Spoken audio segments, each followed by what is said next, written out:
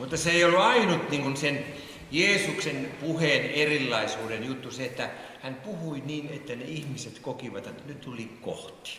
Ja se ei olnud ainuke see Jeesuse kõnede juures eriline nüanss, et ta rääkis inimestele ja nii, et see inimesi puudutas ja nad said aru, et see on minulle.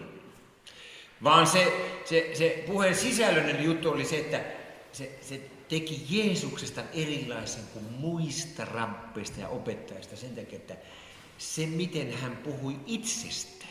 Ja see, mis tegi Jeesuses õpetusest ja kõnest erinevama õpetuse kui nendel rabidel ja muudel õpetajatel, oli see, kuidas Jeesus rääkis iseendast.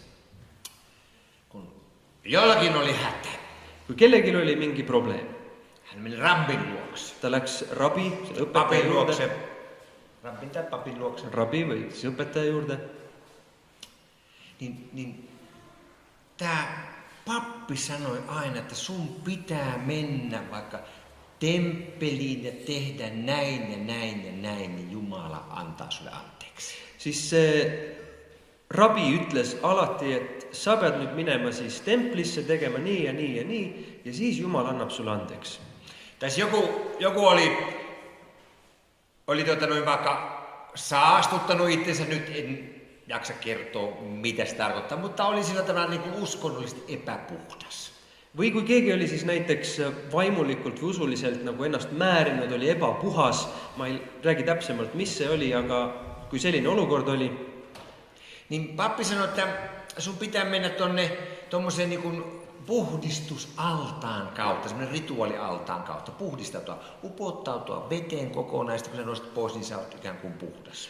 Siis see õpetaja ütles, et sa pead minema nüüd sellise puhastus nii-öelda sellisest basseinist või sellisest puhastusveest läbi, sa lähed uputad ennast nagu seal ära ja siis tuled välja ja siis sa saad puhtaks. Tai jos jonkun elämä oli sillä tavalla onneton ja hän oli surullinen, niin hänelle sanottiin vaan, että no se on niin kuin Jumalan tahto. Või kui kellegi elu oli nagu siuke kurb ja tal oli raske ja suur vaev, siis öeldi talle teinekord näiteks lihtsalt nii, et see on Jumala tahe. Tai jos oli sairautta ja tällaista vaivaa, niin ne opettaja sanoi, että se johtuu sinusta, sä oot tehnyt syntiä, tai sinun vanhempasi on tehnyt syntiä, se on teidän syy. Või kui oli mingisugust haigust või muud kannatust elus, siis need rabid ütlesid tihtipeale, et see on, kas sina oled teinud pattu või su vanemad on teinud pattu, aga sina ja te olete süüdi selles. Mutta mitä teki Jeesus? Aga mida tegi Jeesus? Mitä hän sanoi? Mida ta ütles? Tulkaa minun tyköni. Tulge minu juurde. Tulkaa kaikki työtä tekeväistä raskautetut, eli rikki revityt ja tällä hajalla menet ihmiset. Tulkaa minun luokse. Kõik, kes te olete ära kurnatud ja lõhki rebitud, tulge minu juurde. Minä annan teille levon. Ja minä annan teille hingamise. Jos te haluatte löytää elävää vettä, semmoista vettä, hengellistä vettä, että te ikään kuin alatte elämään kuin kukka uudelleen ja teistä tulee vielä se veden lähde muille, niin tulkaa minun tyköni. Ja kui te tahate uuesti leida elu vette, nii et te puhkeksite taas õide nagu lill ja nii et see jõgi voolab ka teist välja, siis tulge minu juurde.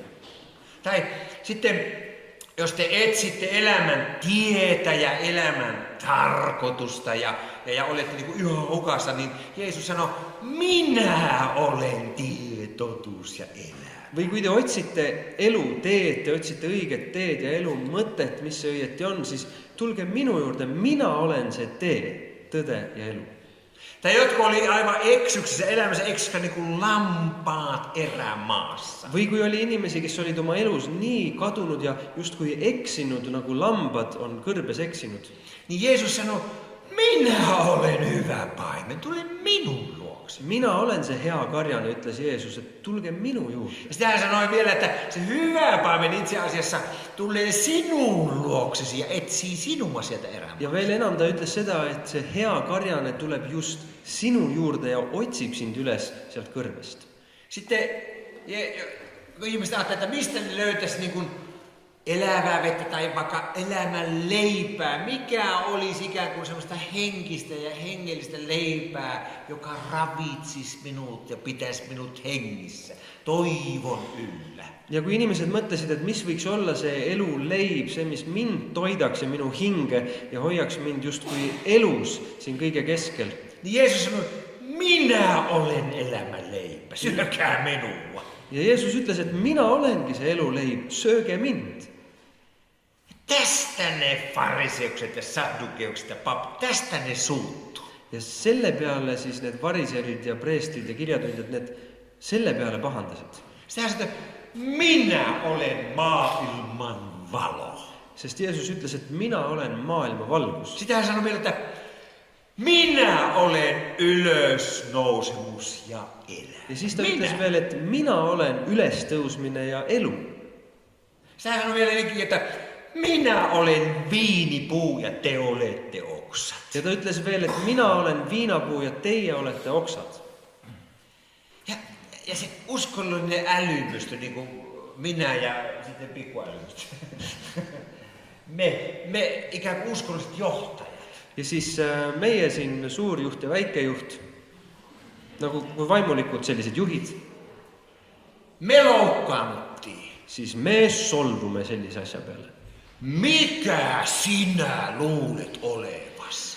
Mida sina endast õige mõtled?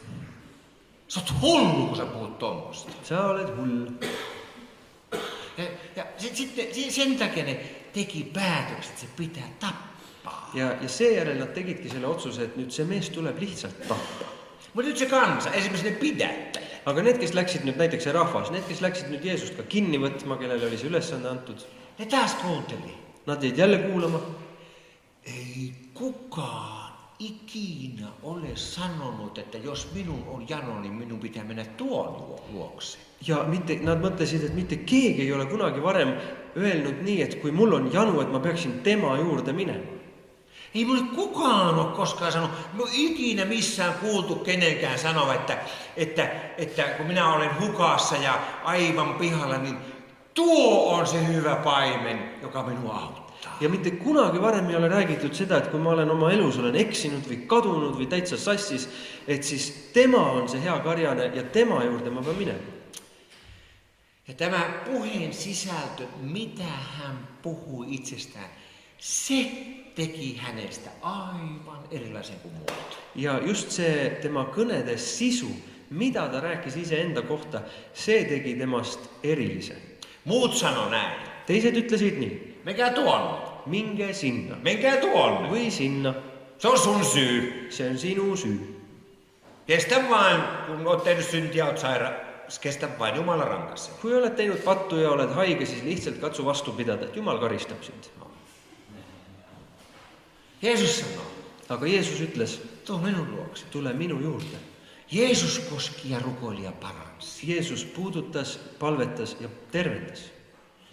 Jeesus sanoi, että sinun syntisi on sinulle anteeksi annettu. Ja Jeesus ütles, et sinu patud on sulle andeks antud. Ja muut sanoi, että ei noin voi sanoa. Ja teised ütlesid selle peale, et nii ei tohi ju öelda. Hermostui häneen. Ja nad said tema peale kurjaks. Mutta hän sanoi, sinun syntisi on anteeksi antu. Mene, äläkä enää syntiä tee. Aga Jeesus ütles, et sinu patt on sulle andeks antud, mine ja ära tee enam pattu. Siis Jeesuksen puheet oli siksi niin vaikuttavia, niin se oli voima, koska hän ensinnäkin kutsui ihmiset itsensä luokse. Ja Jeesuse kõnedes seepärast need olid nii puudutavad ja nendes oli see vägi, et Jeesus kutsus inimesi enda juurde. Ei käskenyt mennä tuonne. Ei ajanud sinna või tänna. Ja sitten toiseksi, Jeesuksen puheet antoi ihmisille toivon. Ja teiseks, Jeesuse kõned andsid inimestele lootust. Se antoi ihmisille niin kuin valoa elämään. Se andis inimeste ellu valgust. Se oli semmoista, ne puheet oli sellaista elämän leipää, että niillä jaksoi. Ja juba need kõned ise olid inimeste jaoks nagu elu leib, et nende kõnede pealt juba inimene jaksas edasi elada. Ja ennen kaikkea, että se tavallinen kansa koki sen, että Jeesus oli heidän puolellaan eikä heitä vastaan. Ja üle kõige see rahvas tundis seda, et Jeesus oli nende poolel, mitte nende vastu. Ne koki, että kaikki ne papit ja fariseukset, saddukas, ne oli heitä vastaan. Sest nad kogesid, et kõik need variserid ja saduserid ja kirjatundjad, nad olid nagu justkui nende vastu. Ja nyt se oli tämän miehen kanssa, joka oli heidän puolellansa. Ja nüüd oli keegi mees, kes on nende poolt. Siksi hän oli erilainen. Sellepärast ta oli eriline. Mutta tässä on myös semmoinen vielä vakavampi puoli näissä minä olen lauseissa. Aga siin on veel ka selline veel kaalukam pool nendes minä olen lausetes. Luetaanpa toisesta Mooseksen kirjasta luvusta 3 jakeesta 11-15, mitä siellä sanotaan. Võtame lahti teise Moosese raamatu peatükk 3, salmid 11-15. Salmid 11-15. Teise Moosese raamatu 3. peatükk, salmid 11-15.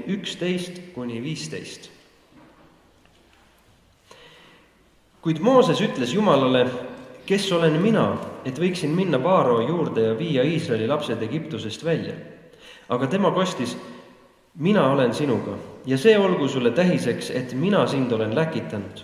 Kui sa rahva Egiptusest oled välja viinud, siis te teenite Jumalat sellel mäel.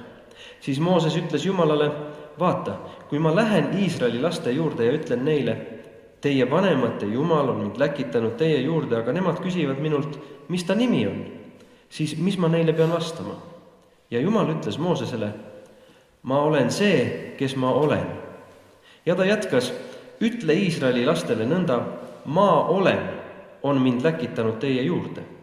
Ja Jumal ütles Moosesele veel, ütle Iisraeli lastele nõnda, Jahve, teie vanemate Jumal, Abrahami Jumal, Iisaki Jumal ja Jaakobi Jumal on mind läkitanud teie juurde.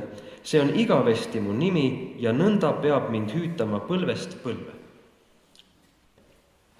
Jumala sanoi Moosekselle nimensä.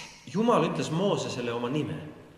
Se nimi on minä olen. Ja see nimi on mina olen. Sitä tulee Jahve ehje sana. Ja sellest tuleb see Jahve sõna. No, kun Mooses saa sitten ilmestysvuorolla 10 käskyä, Kui Mooses saab siis 10 käsku, niin se alkaa, minä olen Herra sinun Jumalasi, älä pidä muita jumalia. see algab nii, mina olen issand sinu Jumal, sul ei tohi olla muid jumalaid minu kõrval. Sitten se jatkuu. Ja see jatkub. Älä turhaan lausu Herra sinun Jumalasi nimeä. Ära võta asjata oma Jumala nime suhu. Toinen käsky, älä turhaan lausu Herra sinun Jumalasi nimeä. Teine käsk ütleb seda, et sa ei tohi ilma asjata Jumala nime kasutada. Mitä juutalaiset funtsas? Ja mida need juudid välja mõtlesid? Miten voidaan välttää lausumatta turhaan Herran Jumalan nimeä? Kuidas me võiksime nagu vältida seda, et me ilma asjata Jumala nime ei kasutaks? Ne teki lain. Nad tegid seaduse. Ne teki sellaisen lain, Nad tegid sellise seaduse, kukaan ei saa sanoa Herran nimiä Jahve ehje, eli suomeksi minä olen. Nad tegid seaduse, et mitte keegi ei või kasutada seda Jumala nime mina olen, mis on siis Jahve. Ja jos joku sanoo, niin hänen pitää kuoleman. Hänet siis juutalaisen lain mukaan pitää kivittää. Ja kui keegi seda ütleb, siis peab ta kividega surnuks viskama. Ja tämän takia kukaan juutalainen opettaja ja pappi ja ylipappi ei ole ikinä tämän lain jälkeen sanonut Jumalan nimeä Jahve. Ja seepärast mitte ükski siis juudi preester ega ülempreester ega õpetaja ei olegi öelnud seda Jumala nime, seda Jahve. Vain yhden kerran vuodessa pääsiäisenä. Välja arvatud ühel korral aastas, siis ülestõusmispühade ajal. Kun ylimmäinen pappi meni kaikkein pyhimpään kerran vuodessa, Kui ülempreester läks kõige pühamasse paika korra aastas, hän sai sanoa sen nimen. seal ta tohtis öelda seda nime. Ja kukaan muu paitsi ylipappi ei tiennyt, miten se nimi lausutaan. Ja mitte keegi teine ka ei teadnud, kuidas seda nime üldse öeldakse, peale siis ülempreestri. Eikä tiedä tänä päivänäkään. Ja ei tea tänapäevalgi. Nyt sen takia juutalaiset käyttää Jumalasta erilaisia tämmöisiä niin kuin eri nimiä. Seepärast juudid on välja mõelnud ja kasutavad siis Jumala kohta erinevaid nimesid. Adonai, Elohim, sinä ylhäinen. Adonai ja Elohim ja kõige kõrgem. Ne puhutteli aina näin. Ja nad rääkisid alati niimoodi temast. Ja nyt tulee tämä Jeesus. Ja nüüd tuleb see Jeesus Hän puhuu. ja räägib. Mitä hän sanoo? Mida ta ütleb? Minä olen. Mina olen. Joka kerta, kun hän sanoi sen sanan minä olen, niin se niinku oli semmoinen kuin sähköisku ihmisiä. Ne kauhistu. Jeesus sanoo. Ja iga kord, kui Jeesus ütles, et mina olen, siis see oli justkui elektrilöök, mis käis nendest inimestest läbi, kes seda kuulsid. Ja kun Jeesus on viimeisen kerran ylipappien tuomittavana ja kuulusteltavana ennen kuin hänet naulitaan ristille. Ja viimasel korral, kui Jeesus on siis ülempreestrite nii-öelda kohtumõistmisel, enne kui ta lüüakse ristile, ylimmäinen pappi kysyy sitä tuomitessaan Jeesukselta, kuka sinä olet. Ülempreester küsib Jeesuselt, kes sa oled. Ja Jeesus sanoo, Ja Jeesus ütleb, minä olen. mina olen. Alkuperäisen raamatun, Suomen en tiedä teistä, mutta Suomen raamattukäännökset ei tätä sano suoraan, mutta siis se alkuperäinen sanoo, minä olen se, mikä minä olen. Algtekstis on seal öeldud täpselt nii, et ta vastab, mina olen see, kes ma olen. Silloin ylimmäinen pappi repäisee vaatteensa. Selle peale see ülempreester käristab oma särgi lõhki. Ja kaikki mukana olleet ukot tekee sen sama. Ja kõik teised need preestrid, kes seal juures on, kuulevad seda, teevad samamoodi. Sillä laissa sanotaan, juutalaisessa laissa sanotaan. Sest et juudi seaduses on kirjas, jos joku kuulee jonkun pilkkaavan Jumalaa kui keegi kuuleb kedagi, kes pilkab Jumalat ja lausuvan sen Jumalan kielletyn nimen, ja ütleb välja selle Jumala keelatud nime, hänen tulee repästä paidastaan se 20 senttiä. ta peab rebima oma särgist siis 20 sentimeetrit lõhki. Ja se revästy paita on ikään kuin se todiste sitten oikeudessa, että minä olen kuullut hänen pilkkaavan Jumalaa. Ja siis see lahti rebitud nagu kaelus on tõend kohtus sellest, et ma olen kuulnud kedagi, et on pilganud Jumalat. Ja silloin se kivi saa kuolematuomioon. Ja siis tuli kividega surnuks visata. Jeesuksen, miksi hän sitä sanotaan, että hän puhuu erillä tavalla kuin muut? Miks siis Jeesuse kohta öeldakse, et ta rääkis nii erinevat moodi või nii teistmoodi kui teised? Mitä hän puhuu niin kuin se, jolla on voima? Ta rääkis nii nagu see, kellel on meelevald. Se joutui siitä. See tuli sellest. Jeesuksen puheessa oli kostettava, parantava ja pelastava voima. Jeesuse sõnades oli puudutav, parandav ja tervendav vägi. Ja se johtui siitä, että Jeesus käytti itsestään nimeä, jota ei saanut käyttää. Hän sanoi olevansa Jumala. Ja see oli sellepärast, et Jeesus kasutas enda kohta seda nime, mida ei tohtinud kasutada. Ta ütles, et tema on Jumal. Minä olen. Mina olen.